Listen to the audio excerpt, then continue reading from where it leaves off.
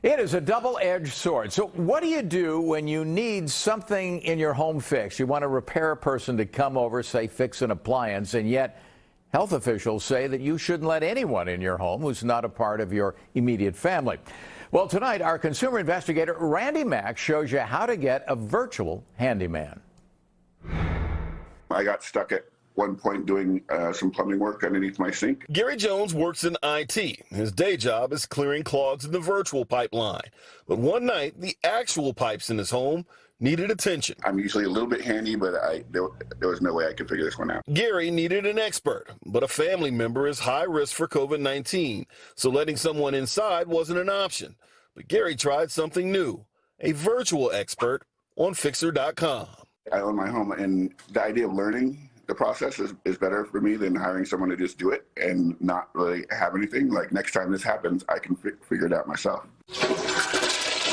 So it turns out if you're stuck at home, you need to have your toilets working. Mike Evans founded Fixer as an on-demand handyman company, but then the pandemic hit.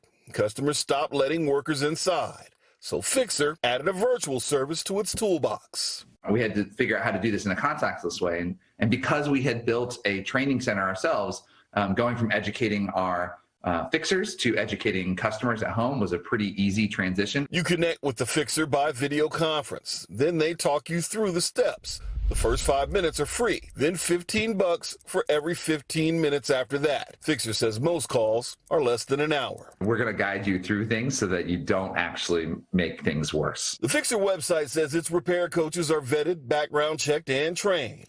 The state contractor license board said it doesn't license the fixers. So what if something goes wrong? Fixer says it's bonded and insured. Evans says basic do-it-yourself guidance is often enough to get a job done. It turns out with a coach and a screwdriver, you can fix most of the things in your homes that can go wrong. And Gary says he spent about $40 for his Fixer session. He figures that's at least $100 cheaper than hiring a plumber. And I would definitely try them. I think it's worth trying them even if they don't work, because you'll still have, given it a good effort before you hire a professional to come in. Since you're paying about $1 a minute for a fixer, here are some ways that you can actually save some money. Get the problem area ready before the meter starts running. That means you want to open doors, clean the area, and remove any basic screws. Also, you want to put some light on the project. That'll help the fixer be able to see it and help get a quicker diagnosis. And lastly, you want to have all your tools handy. You don't want to waste any time or money running back and forth to the garage for tools. In Chino Hills, I'm Randy Mack for NBC4 News.